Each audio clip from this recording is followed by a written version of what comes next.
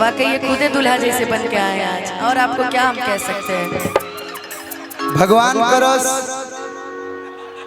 महर्षि विश्वामित्र जी के नगरी है, पावन धरती है। हमारा मुंह में लक्ष्मी समास कि अगला साल तू आवत अपना मरद के साथ किला मैदान में। अब बहुत कुंवार रह लेलू, अब बहुत कुंवारे पर चर्चा तारे तना हो गई। अब हम तो बस ये चाह कि अगला साल तू आव, अगला साल आव तो मरद साथ आव, ओकरा अगला साल आव तो बबुआ लेके आव। बस ये हमारे प्रभु से प्रार्थना। जब मैं आऊंगी ना अगले साल तो आप तो आशु भैया भी गाएंगे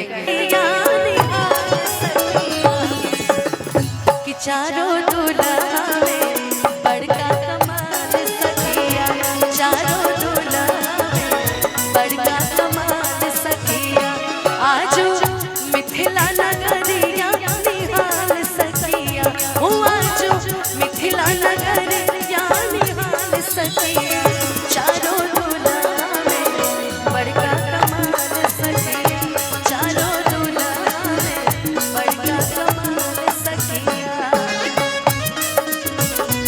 तू भूपा तरना आगे माई हरदी हरदिया, तू भूपा तरना आगे माई हरदी हरदिया, तू भूपा तरना आगे माई हरदी हरदिया, तू भूपा तरना आगे माई हरदी हरदिया, तू भूपा तरना आगे माई हरदी हरदिया, तू भूपा तरना।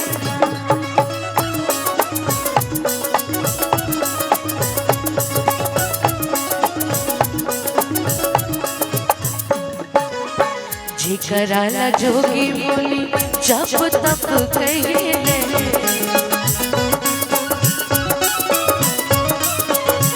से मोर मिथिला में पाहुन बन के गईले,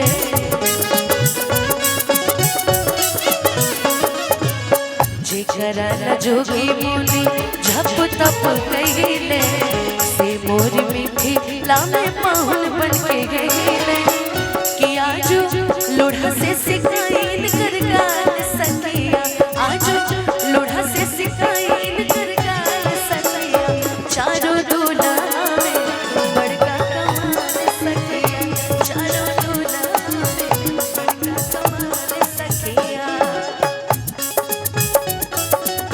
धीरे धीरे धीरे धीरे हो भसुर, धीरे धीरे हमरा बड़वा में अइहा भसुर, धीरे धीरे हमरा बड़वा में अइहा भसुर, धीरे धीरे।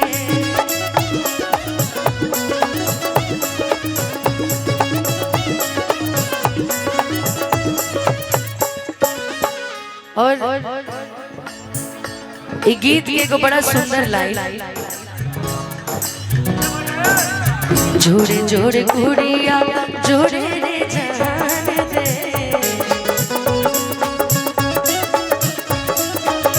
देखनी है चेहरा या सुनली है कान दे, जोड़े जोड़े सुखिया जोड़े रे जान दे, देखनी ना चेहरा देखनी से जान दे। और ये लाइन में दुल्हा के बड़ाई करते कहल गइल बा कि जुगे जुगे जीवे जोड़ी में विशाल सखिया, जुगे जुगे जीवे जोड़ी में विशाल सखिया, चारों दूल्हा में बड़का कमाल सखिया, चारों दूल्हा में बड़का कमाल सखिया, चारों दूल्हा में बड़का कमाल सखिया, चारों दूल्हा